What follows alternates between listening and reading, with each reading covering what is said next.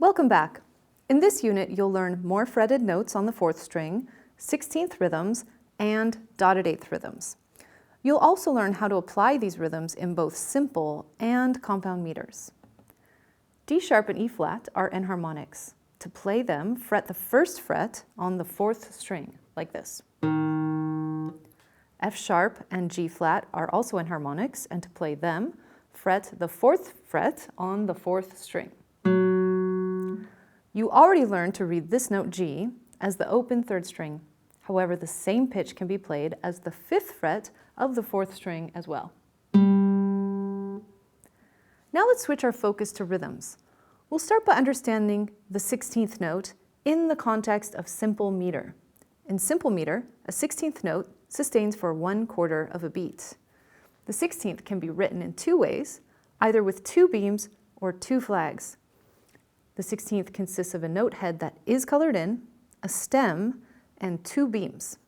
In this example, the beam connects 4 16th notes, and these 4 notes add up to 1/4 note. In this example, the 16th notes contain flags instead of beams. And here, a 16th rest creates silence for 1/4 of a beat. The 16th rest consists of a diagonal line with 2 small flags. When in simple meter, the most common way to count 16th notes is as follows. The first 16th receives a number which represents the beat's placement in the measure. The second 16th receives the sound E. The third 16th receives the word and the 4th 16th receives the sound a. If you're new to 16th notes, I suggest you count 1 E and a throughout the entire piece, even when you encounter 8th, quarter, half, and whole note rhythms. This will help you to maintain that steady beat. I'll demonstrate. 1 E and a, 2 E and a, 3 E and a, 4 E and a. Let's take a look at how the dotted 8th rhythm works in simple meter. The dotted 8th note sustains for 3/4 of a beat. It consists of an 8th note with a dot positioned close to the note head.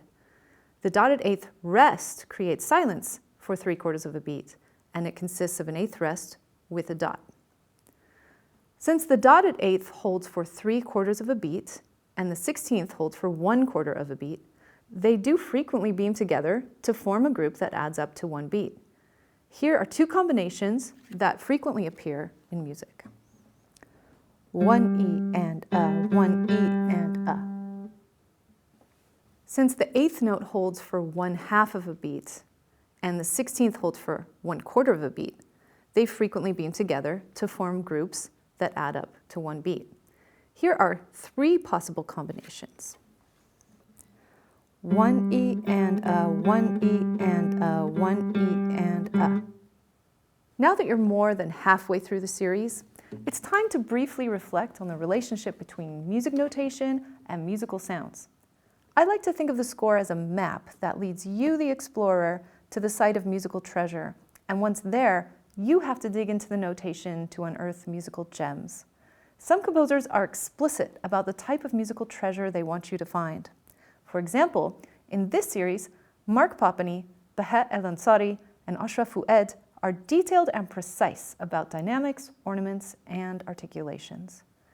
As a classical musician, I strive to achieve the composer's vision by playing all the notations on the score, and I encourage you to do the same. However, it's important to note that some composers deliberately create scores free of extra notations. Typically, these composers entrust you to add dynamics, ornaments, and articulations according to your artistic sensibility. It also helps to know the composer's influences or to understand the genre's stylistic features. For example, Brandon Mayer's compositions suggest a bluegrass aesthetic, and Emile Pourret's evoke a jazz style. I hope you find some treasure in this unit's compositions and exercises, and I'll see you in Unit 14. Bye-bye.